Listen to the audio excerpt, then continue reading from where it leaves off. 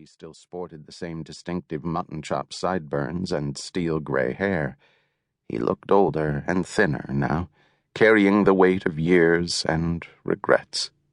His degenerative limp was much more pronounced.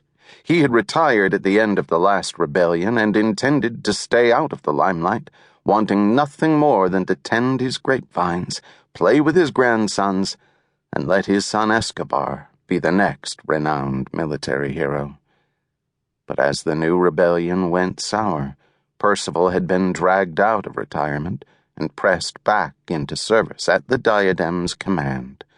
His fresh uniform was adorned with colorful, even gaudy medals, some of them earned, some merely for show.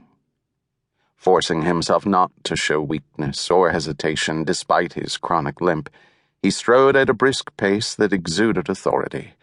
With briefing documents tucked under one arm, he walked past fountains and military memorials, obelisks engraved with thousands of names of the fallen.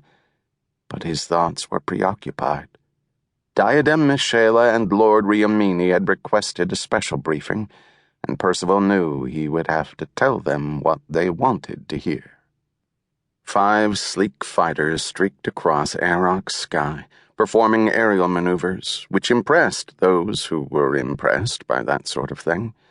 A man like Commodore Hallholm knew that combat would require more than tricks this time.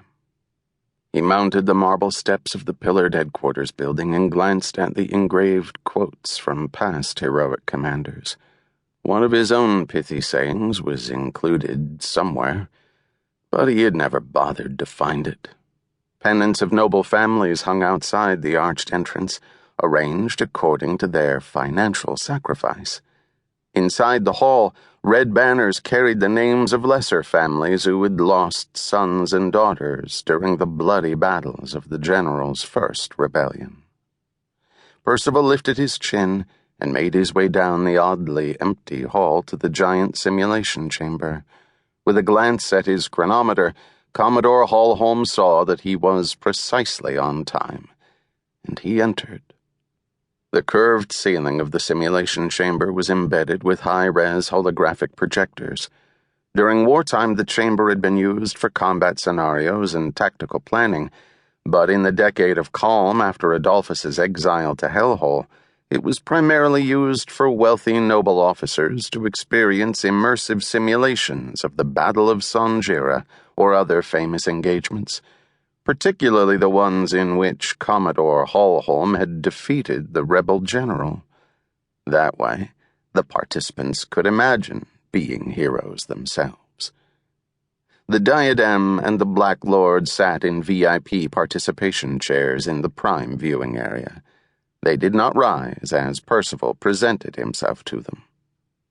Diadem Michella Duchesnay was so ancient that she might have been a poorly preserved museum piece. Thin and wrinkled, she was not frail, but intimidating in her old age, with bird-bright eyes and quick movements.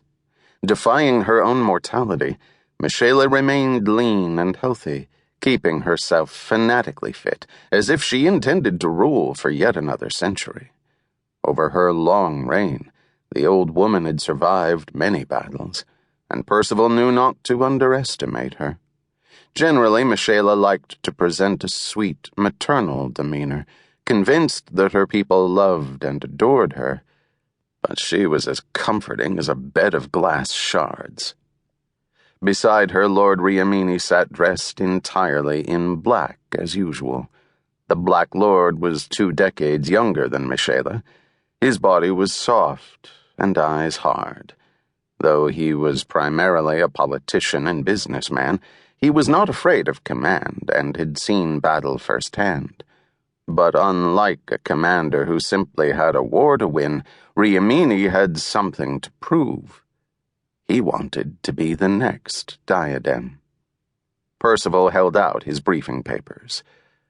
"I have the report you requested, Eminence." Upon his return to Sonjeera in defeat, the Commodore had offered his resignation, but Diadem Michella refused to accept it. Since then, he felt as if he were more of a military trophy than a useful participant. Now